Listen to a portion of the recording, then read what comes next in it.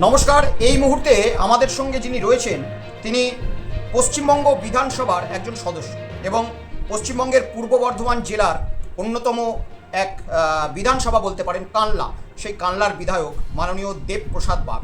আমরা ওনার কাছে চলে যাব এবং আগামী যে বিধানসভা নির্বাচন রয়েছে এই বিধানসভার নির্বাচনে ওনার নির্বাচন রয়েছে আগামী 29শে এপ্রিল, দ্বিতীয় দফার নির্বাচন। আমরা সেই প্রার্থীকে আমাদের সরাসরি সঙ্গে আমি দ্বীপে আমন্ত্রণ করেছি এবং ওনার মুখ থেকেই শুনে নেব আগামী দিনের ওনার পরিকল্পনা এবং বিগত যে 5 বছর উনি কাজ করেছেন সেই কাজে মানুষ কতটা সন্তুষ্ট, সমস্ত কিছু ওনার মুখ থেকে শুনবো।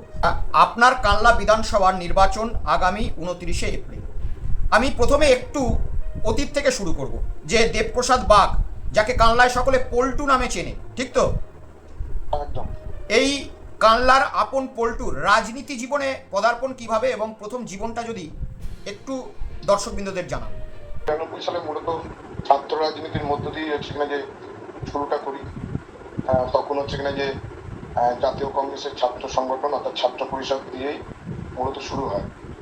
কালনা কলেজে নির্বাচনে প্রতিদ্বন্দ্বিতা করি এবং সেই সময় তো জানেন যে রাজনীতি করাটা এক প্রকার খুব কঠিন পরিস্থিতি ছিল, কারণ বিশেষ করে সিপিএম এর বিরুদ্ধে রাজনীতি করা আজকের দিনে দাঁড়িয়ে যারা হচ্ছে কিনা যে তৃণমূলের বিরুদ্ধে যারা রাজনীতি করছে, যতই তারা বলুক না কেন যে রাজ্যে গণতন্ত্র বিপন্ন বা গণতন্ত্র নেই, তারা সেই সময়কার যারা দেখেছে গণতন্ত্র বিপন্ন শব্দটা তখন ক্ষেত্রেই প্রযোজ্য ছিল, বরং এখন তো অনেক সহজ আছে। এখন একটা চায়ের দোকানে দাঁড়িয়েও দেখবেন মমতা বন্দ্যোপাধ্যায়ের সম্বন্ধেও কটু কথা বলা যায় একদম। এবং এখনকার দিনে দাঁড়িয়ে দেখবেন তৃণমূলের সম্বন্ধেও দেখবেন অনেক কটু কথা বলা যায় এবং তাতে কিন্তু তার কোনো রকম ক্ষতি বা কোনো রকম অসুবিধার মধ্যে তাদের পড়তে হয় না একেবারে। সেই সময় সিপিএম এর কোনো নেতা বা সিপিএম এর বিরুদ্ধে কথা বলা একটা বলা যেতে পারে যে একটা ভয়ঙ্কর পরিস্থিতি তৈরি হতো। তারপরেও মনে হয়েছিল যে না, সিপিএম এর অপশাসনকে দূর করতে গেলে পরে সিপিএম এর বিরুদ্ধেই প্রার্থী হতে হবে এবং সেই সময় এসএফআই এর বিরুদ্ধেই কালনা কলেজে হচ্ছে কিনা যে আমরা প্রথম নমিনেশনটা দিই, কারণ দীর্ঘদিন সেই সময় কালনা কলেজে ভোট বলতে কি সেটা কিন্তু কেউ জানতো। কত সাল হবে এটা? 1993। সেই রাজনীতিতে প্রথম হচ্ছে যে পদার্পণ। তারপরে যখন আমরা 1993 সালে শুরু, আমি একা বলে নাই, বেশ কিছু তরতাজা যুবক যুবতী যারা হচ্ছে যে সিপিএম এর বিরুদ্ধেই প্রার্থী হয়েছিলাম কালনা কলেজে এবং আমরা নির্বাচনে প্রতিদ্বন্দ্বিতা করে জয়লাভ করি। এবং আশ্চর্যের বিষয় শুনলে অনেকে অবাক হয়ে যাবে, আমরা সেই সময় জানেন তখন মানুষের বাড়িতে বাড়িতে গিয়ে, মানে যারা হচ্ছে যে সেই সময় ভোটার যারা হচ্ছে কলেজে পড়ে তাদের বাড়িতে বাড়িতে কোনো প্রচার করতে পারিনি, মানে প্রচার করতে দেওয়া হতো না। এবং আমরা এই প্রচারটা করেছিলাম ক্লাসে ক্লাসে, এসএফআই এর প্রার্থী যেগুলো তার উল্টোটাই হচ্ছে আমরা, কারণ আমাদের তো সেই সময় তো ধরুন 1:1 লড়াই থাকতো না, স্কুল কলেজের নির্বাচন গুলো একটু আলাদা নির্বাচন, সেখানে একাধিক প্রার্থী থাকে এবং তাদের ক্রমিক নাম্বার গুলো আলাদা আলাদা, কারণ সিম্বলের ব্যাপার নেই, নামের পাশে তারা হচ্ছে যে টিক চিহ্ন বা ক্রস চিহ্ন দিত। তা তখন আমরা বলতাম যে এসএফআই যে নামগুলো আছে তার উল্টোটা হচ্ছে আমরা, মানে এইভাবেই কিন্তু আমরা নির্বাচনে জিতেছিলাম। সেই থেকে আমার পথ চলা মূলত শুরু। তারপরে তো একের পর এক 2005 সালে আমি হচ্ছে যে কালনা পৌরসভা নির্বাচনে প্রতিদ্বন্দ্বিতা করি, সেও এক কঠিন সময় 2005। তখনও সিপিএম এর একদম মধ্যমণি অবস্থা, মানে তখন তো তৃণমূলের অবস্থা বা কংগ্রেসের অবস্থা অত্যন্ত খারাপ। একদম। সেই 2005 নির্বাচনে এখানে প্রতিদ্বন্দ্বিতা করি এবং আমি আমার ওয়ার্ড থেকে 17 নম্বর ওয়ার্ড কালনা পৌরসভা সেখানে জয়লাভ করি। সে থেকে পথ চলা শুরু। আচ্ছা, এই যে কঠিন মুহূর্তে দেবপ্রসাদ বাগ বা তার সহকর্মীরা লড়াই করেছে, আমরা শুনেছি বা পশ্চিমবঙ্গের মানুষ যারা দেখছে এই ভিডিওটা তারা জানেন যে এই পূর্ব বর্ধমান জেলাতেই একসময় সাঁইবাড়ির মতো ঘটনা ঘটেছিল। তাই এই রকম পরিস্থিতি আপনার যখন সেই সময় লড়াই করার সময় চলছিল, আপনাকে কখনো পরিস্থিতির সম্মুখীন হতে হয়েছিল, ভয়াবহ পরিস্থিতি যেখানে দেবপ্রসাদ বাগের প্রাণ চলে যেতে পারে বা এরকম কোনো মুহূর্ত?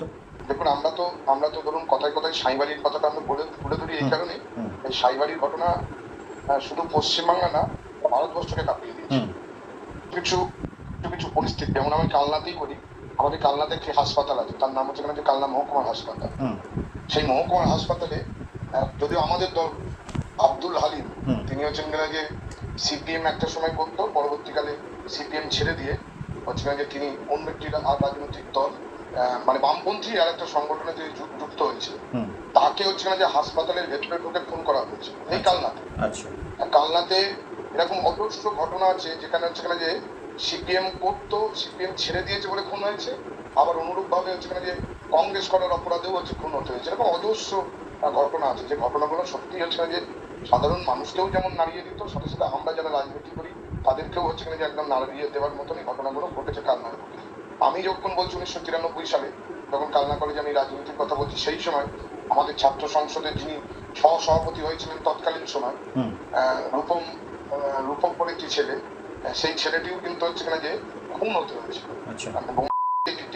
তার বাবাকে একটা ব্যাগ দিয়ে এসেছিল, যে বলেছিলেন যে রূপম এলে পরে ওকে দিয়ে দেবে। ওর বাবা এসে বলছে তোর কোনো বন্ধু দেখ এই ব্যাগটা দিয়ে গেছে, ওইখানে রাখা রয়েছে। ব্যাগটা তোলার সাথে সাথে করার পরে হচ্ছে যে তার গলাতে হচ্ছে যে একটা বোমের রিং ঢুকে যায়।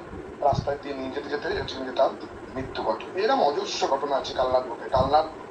কালনা শহরে বা কালনা শহরের আশেপাশে সিপিএম বলা যেতে পারে একটা সময় মানে রক্তের হোলি খেলত। আজকের দিনে দাঁড়িয়ে এই যে কালনার ইতিহাস বললেন বা আপনার জেলার ইতিহাস বললেন, সেই সময় ভোট আপনারা দেখেছেন বা সেই বয়স্ক যারা রয়েছে তারাও দেখেছেন। আজকের দিনে দাঁড়িয়ে পশ্চিমবঙ্গে 2,40,000 প্যারামিলিটারি ফোর্স মোতায়েন করতে হচ্ছে। সেই পশ্চিমবঙ্গ আর আজকের পশ্চিমবঙ্গের মধ্যে কি তফাৎ হয়েছে কিছুটা? মানে এতটা কেন ডিপ্লয় করতে হচ্ছে? আজকের দিনে তো ধরুন একটা সময় মানে আজকের দিনে যে প্যারামিলিটারি এসেছে ফোর্স, তারা তো ভোট করতে আসে, তারা এসেছেন বিজেপিকে জেতাতে। কারণ আজকের দিনে দাঁড়িয়ে এটা অস্বীকার করার কোনো জায়গা নেই। আপনি যদি গোপন সূত্রে যদি বিজেপির কোনো নেতাকেও যদি জিজ্ঞাসা করেন, সেটা হচ্ছে যে সে এক কথাই বলবে যে বুথ লেভেলে, বুথ স্তরে বিজেপির কোনো কর্মী বা নেতা নেই। বিজেপির যেটুকু বেঁচে আছে সেটা হচ্ছে যে সোশ্যাল মিডিয়ায়। একদম সোশ্যাল মিডিয়াতে অজস্র প্রচার আছে, আর হচ্ছে কিনা যে ওদের প্রচুর পরিমাণে ব্যানার আর ফেস্টন লাগানো আছে, যেটা হচ্ছে কিনা যে কিছু হচ্ছে কিনা যে মানুষকে যারা অর্থ দিয়ে এগুলোকে লাগানোর জন্য বলছে, তারা অর্থ পাচ্ছে, তারা লাগাচ্ছে।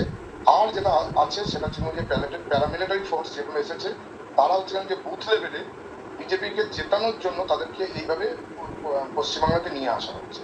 ওরা তো মানে ভোটের দিন সর্বত্রই আপনারা দেখছেন যে বুথ লেভেলে হচ্ছে যে বিজেপির হয়ে কাজ করার জন্য তারা মূলত এসেছে। এইভাবে যদি কালনায় দেবপ্রসাদ বাগের নির্বাচনী এলাকায় এই নির্বাচন কমিশন তথাকথিত বা এই প্যারামিলিটারি ফোর্স বেশি জোর জবরদস্তি করার বা এরকম অভিযোগ আসে, আপনারা কিভাবে মোকাবেলা করবেন ঠিক করেছেন? দেখুন, মানুষ মুখিয়ে আছে ভোট দেওয়ার জন্য। এই যে ওরা বিভিন্ন জায়গায় ওদের নেতারা দাবি করছে না যে 93%, 92% ভোট হয়েছে, কোন সিটে রয়েছে।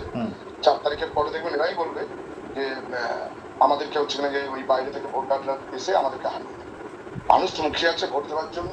কারণ এদের সর্বনাশের কারণ হচ্ছে না যে এসআইআর এর নামে যেভাবে মানুষকে বাদ দিয়েছে। পার্শ্ববর্তী পাশের বাড়ি আমার এলাকায়, আমি একটা উদাহরণস্বরূপ কথা বলছি, 101 বছর বয়স, 101 বছর বয়স একজন মহিলা, তার তিনি হচ্ছেন আমার বিধানসভাতেই বাড়ি, তার নাম হচ্ছেন ছাপিয়া বিবি শেখ। আচ্ছা, তিনি হচ্ছেন কিনা যে 32 বার বিভিন্ন সময় ভোট দিয়েছে, কখনো বিধানসভার ভোট, কখনো লোকসভার ভোট, কখনো পঞ্চায়েত ভোট, মোট প্রায় 32 থেকে 33 বার ভোট দিয়েছে। তার নাম 2002-তেও আছে, কোনো রকম পরিবর্তন ঘটেনি যে 2002 এক নাম, 2026 এক নাম। 2002 তার নাম থাকা সত্ত্বেও ভোটার লিস্টে তার নাম বাদ। এবং আশ্চর্য হয়ে যাবেন, তিনি বাড়িতে অপেক্ষা করছিলেন, মনে করেছিলেন যে 85 বছর ঊর্ধ্বে যাদের বয়স তাদের তো বাড়িতে ভোট হচ্ছে, তিনি অপেক্ষা করছিলেন যে আমাকে হয়তো বাড়িতে ভোট দিতে হবে। তা যখন দেখলেন যে ভোট নেওয়ার জন্য আধিকারিকরা কেউ তার বাড়িতে পৌঁছায়নি, তখন তিনি খবর নিয়ে জানতে পারলেন যে তার নামটা মুছে গেছে, তার নাম ভোটার লিস্টে নেই। 101 বছরের মহিলা, তার নাম বাদ। তার নাম বাদ। মানে এটা মানে মানে মানে কি অবিচার আপনি ভাবুন। শুধু তাই না, মানে উনি যখন নির্বাচন কমিশন যারা আধিকারিকরা আছেন তাদেরকে যখন বলেছেন, তারা যেটা বলেছে যে আপনি আবার আবেদন জান, অসুবিধা কি আছে, পরের নাই নির্বাচনে ভোট দেবেন। মানে ওনার 101 বছর বয়স, পরের নির্বাচন মানে আবার 5 বছর পর নির্বাচন। আর আমি জানি না কত বছর বাঁচবেন, আর ওনাকে বলছেন পরের বার ভোটটা দেবেন। আচ্ছা, এই নির্বাচনটা কি একেবারেই বাঙালিদের সঙ্গে, অনেকে যেরকম দাবি করছে, বিশেষ করে তৃণমূল কংগ্রেস দাবি করছে যে বাঙালিদের সঙ্গে বর্গীদের বা বহিরাগতদের বা একটা স্বৈরাচারী সরকারের লড়াই, এটা কি একেবারেই সত্য? একদম সত্য। কারণ হচ্ছে যে লড়াইটা লড়াইয়ের জায়গা থেকে হবে। যদি ওরা দেখবেন কিছু এজেন্ডা নিয়ে এসেছে এবারে নির্বাচনকে সামনে রেখে, মানে মমতা বন্দ্যোপাধ্যায় যে সমস্ত জনমুখী প্রকল্পগুলো আছে সেগুলোকেই তো ওরা প্রচারের আলো এনেছে। শুধুমাত্র প্রচার জায়গাতে করছে যে মমতা বন্দ্যোপাধ্যায় 1,500 দিচ্ছে, আমি 3,000 টাকা। মমতা বন্দ্যোপাধ্যায় বেকার ভাতা দিচ্ছেন হচ্ছে 1,500 টাকা, আমরা দেবো 3,000 টাকা। মানে এই প্রতিযোগিতা যেটা যে জায়গাটা এসেছে, সেই জায়গাতে যদি প্রথম থেকেই যদি ওদের কেন্দ্রীয় সরকারকে দিয়ে রাজ্যের মানুষকে যদি এই ধরনের প্রকল্পগুলো যদি পাইয়ে দিতে পারতো, আজকের দিনে দাঁড়িয়ে ওদের প্যারামিলিটারিরও দরকার পড়তো না, ওদের ভোটার লিস্টে নাম কেটে দেওয়ার প্রয়োজন পড়তো না। ওরা কিন্তু নির্বাচনে দাঁড়ালে পরে একটা সম্মুখে সম্মুখে লড়াইয়ের জায়গা তৈরি করতে পারতো। আজকের দিনে দাঁড়িয়ে যদি ধরুন মায়েদের অ্যাকাউন্টে যদি আজ থেকে যদি 1 বছর আগে থেকে সারা ভারতবর্ষে যদি প্রত্যেকটা মায়েদের অ্যাকাউন্টে যদি অন্নপূর্ণা ভান্ডারের নামে যদি 3,000 টাকা ঢুকতো, তাহলে বিজেপিকে প্রচার করতে কোনো রকম অস্ত্রের প্রয়োজন থাকতো? তাহলে তো বলতেই পারতো যে দেখুন নরেন্দ্র মোদী কেন্দ্রে রয়েছে, আজকে মহিলাদের অ্যাকাউন্টে 3,000 টাকা করে দেওয়া হচ্ছে। সেখানে দাঁড়িয়ে বরং আমরা কিছুটা ব্যাকফুটে থাকতাম, কারণ আমরা বলতো, আমরা মানুষের কাছে গেলে পরে তারা বলতো দেখুন নরেন্দ্র মোদী আমাদেরকে 3,000 টাকা দিচ্ছে, আপনারা 1,500 টাকা দিচ্ছেন। তখন তো প্রতিযোগিতাটা তো অন্য জায়গায় আসতো। নির্বাচনে তখন কিন্তু ওদের কিন্তু এত প্যারামিলিটারির পিছনে হচ্ছে না যে হাজার হাজার কোটি টাকা নষ্ট করার দরকার পড়তো না। এত হচ্ছে না যে খরচা করে হচ্ছে না যে ওই বারবার হচ্ছে না যে দিল্লি থেকে নরেন্দ্র মোদী বলুন অমিত শাহকে বলুন এত খরচা করে হাজার হাজার কোটি টাকা খরচা করে সভা করারও কোনো প্রয়োজন থাকতো না। এমনিই হচ্ছে না যে মানুষের কাছে ওরা পৌঁছাতে পারতো, এবং তখন কিন্তু মানুষ একটা ভাবনায় পড়ে যেত যে কেন্দ্রের বিজেপি সরকার সাধারণ মানুষকে তো দেখছে। আজকের দিনে দাঁড়িয়ে মানুষ বুঝে গেছে, কারণ কেন্দ্রীয় সরকারের কোন প্রকল্পটা আছে যেটা হচ্ছে জনমুখী প্রকল্প, যা মানুষ সত্যি কথা বলতে প্রত্যক্ষ বা পরোক্ষভাবে পাচ্ছে। আপনি একটা দেখাতে পারবেন? না না, এই তো দিল্লিতেও দেয়নি, বিহারেও টাকা ফেরত নিচ্ছে, এ তো উদাহরণ এখন জনসমক্ষে বেরিয়ে গিয়েছে। আছে আপনার হচ্ছে 20টি রাজ্য ওরা ক্ষমতায় আছে, হুম। পশ্চিমবাংলাকে বাদ দিয়ে 20খানা রাজ্যে বিজেপি ক্ষমতায় আছে। খোঁজ নিয়ে দেখবেন 300 টাকাও কাউকে দেয় না। আচ্ছা, আপনি তো প্রচারে বেরোচ্ছেন বিভিন্ন জায়গায়, আর বিজেপিও প্রচারে বেরোচ্ছে, আপনারা মানুষের মন বুঝতে পারেন রাজনীতিবিদ। এই যে বিজেপি 3,000 টাকা করে প্রতিশ্রুতি দিচ্ছে, মানুষ আপনারা যখন প্রচারে যাচ্ছেন মনে হচ্ছে যে বিজেপির কথাটা তারা বিশ্বাস করেছে? মানুষ হচ্ছে কিনা যে সবসময় তো সব কথা তো মানুষের সামনে বলে না, তবে কিছু মানে গতি প্রকৃতি দেখলে বোঝা যায় এগুলো বুঝে গেছে যে এগুলো হচ্ছে যে শুধুমাত্র নির্বাচনী জুমলা। কারণ এই মানুষই তো একটা সময় 2014-তে শুনেছিল যে প্রধানমন্ত্রী হিসেবে নরেন্দ্র মোদী শপথ নেবার পরই ভারতবর্ষে যে সমস্ত কালো টাকা বিদেশে আছে সেগুলো সব ফিরিয়ে আনা হবে এবং সাধারণ মানুষের অ্যাকাউন্টে 15 লক্ষ টাকা করে দেওয়া হবে। এই গল্পও তো আমরা শুনেছি। এখন দেখবেন এই ব্যাপার নিয়ে যখন সাংবাদিকরা অমিত শাহজিকে প্রশ্ন করেন তখন কিন্তু উনি বলেন যে এটা যে জুমলা সেটা সাধারণ মানুষও জানে, এটা যে জুমলা সেটা নরেন্দ্র মোদীও জানে। বেশ, এবারে আমি আপনার নির্বাচনী ক্ষেত্রে আসি। আপনি 5 বছরের বিধায়ক কানলার, এবং গতবার আপনি সম্ভবত, আমি যদি ভুল না হই আমার রিসার্চ, তাতে 7,400 সামথিং ভোটে জয়লাভ করেছিলেন। একদম ঠিক। এবছরে নির্বাচনী প্রচারে আপনি বেরোচ্ছেন, মার্জিন বাড়বে নাকি দেবপ্রসাদ বাগ একটু চাপে রয়েছে, কি মনে হচ্ছে? না, চাপে নেই, মার্জিন বাড়ার সম্ভাবনাটাই বেশি। কারণ যেভাবে মানুষের সারা আছে, আর মানুষ সত্যি কথা বলতে কি কয়েকটি বিষয় নিয়ে মানুষের তো ক্ষোভ নেই এটা বলা যাবে না, আছে। সেই ক্ষোভগুলো কিন্তু তারা জানে। যেমন ধরুন জল প্রকল্প, যেটা গ্রামের প্রত্যন্ত গ্রামে হচ্ছে যে মানুষের বাড়ি বাড়ি হচ্ছে যে কল পৌঁছে গেছে, কিন্তু আপনি তো জানেন যে মাঝপথে হচ্ছে যে কেন্দ্রীয় সরকারের টাকা সম্পূর্ণ বন্ধ করে দেওয়ার জন্য সেই প্রকল্প কিন্তু এখনো বাস্তবে রূপ দেওয়া যায়, যার ফলে মানুষের বাড়িতে কল রয়েছে, জল নেই। এটা নিয়ে মানুষ কিন্তু আমাদেরকে বলছে, আমরা বলছি যে দেখুন কেন্দ্রের যে সরকার রয়েছে সেই সরকার তো 100 দিনের যেমন টাকা বন্ধ করে দিয়েছে, সাথে সাথে গ্রামীণ সড়ক যোজনার টাকা বন্ধ, জল প্রকল্পের টাকা বন্ধ, এরকম তারপরে আবার বাড়ি তৈরি, যেটা হচ্ছে না যে প্রধানমন্ত্রী আবাস যোজনার যে বাড়ি তৈরি সেগুলো বন্ধ। এবং আমরা বলছি দেখুন যারাই বাড়িতে থাকে তারাই যে সবাই তৃণমূলের সেটা তো না। তাহলে বিজেপির লোকেরা এলে পরে অন্তত পক্ষে জিজ্ঞাসা করুন যে কেন্দ্রের যেগুলো সরাসরি আমরা পেতাম, সাধারণ মানুষ পেত, সেগুলোকে কেন বন্ধ করে দিয়েছেন? রাস্তা দিয়ে তো কেবলমাত্র তৃণমূলের লোকেরাই যাতায়াত করে না, এই রাস্তা দিয়ে কংগ্রেসের লোকেরাও যাতায়াত করে, বিজেপির লোকেরাও যাতায়াত করে, সিপিএমের লোকেরাও যাতায়াত করে। তাহলে তাদের অপরাধটা যে এই রাস্তার তৈরির টাকা বন্ধ। আর এই যে গরিব মানুষ যারা হচ্ছে বাড়িতে থাকে তারা সবাই কি তৃণমূলের বাড়ি বলুন না?